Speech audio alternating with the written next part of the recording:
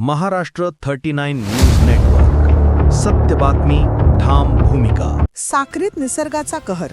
3 दिवसात दोनदा गारपीट, बळीराजाचं स्वप्न चकनाचूर. गारांच्या दुहेरी तडाख्यात साक्री तालुका उद्ध्वस्त, बळीराजा पुन्हा कर्जाच्या खाईत. साक्री तालुक्यात निसर्गाने अक्षरशः थैमान घातले असून अवघ्या 3 दिवसात दोनदा झालेल्या भीषण गारपिटीने शेतकऱ्यांचे संसार उद्ध्वस्त केले आहेत.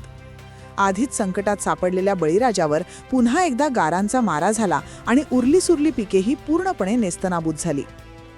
3 दिवसात झालेल्या गारपिटीने कांदा, गहू, मका, हरभरा, टरबूज, टोमॅटो, कारले, आंबा यांसह विविध पिकांचे मोठे नुकसान झाले होते.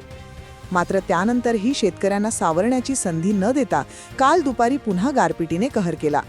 चिकसे, देगाव, गव्हाणीपाडा, उमरे, शेणपूर, मलांजन आदी गावांमध्ये सुपारी आणि लिंबाच्या आकाराच्या गारांचा अक्षरशः वर्षाव झाला.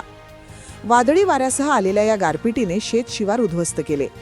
आधीच अंशतः वाचलेली पिकेही या दुसऱ्या तडाख्यात पूर्णपणे नष्ट झाली.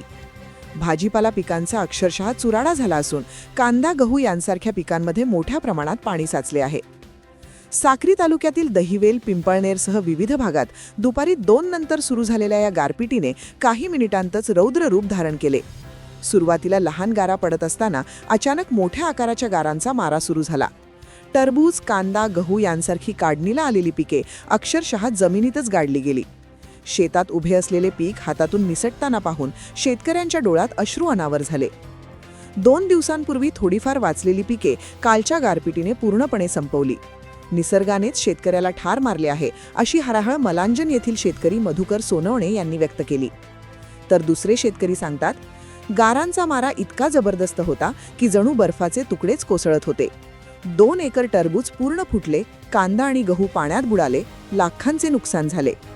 या दुहेरी संकटामुळे साक्री तालुक्यातील शेतकरी पूर्णपणे हवालदिल झाले असून शासनाने कोणतीही अट न घालता सरसकट पंचनामे करून तातडीने नुकसान भरपाई द्यावी, अशी जोरदार मागणी होत आहे.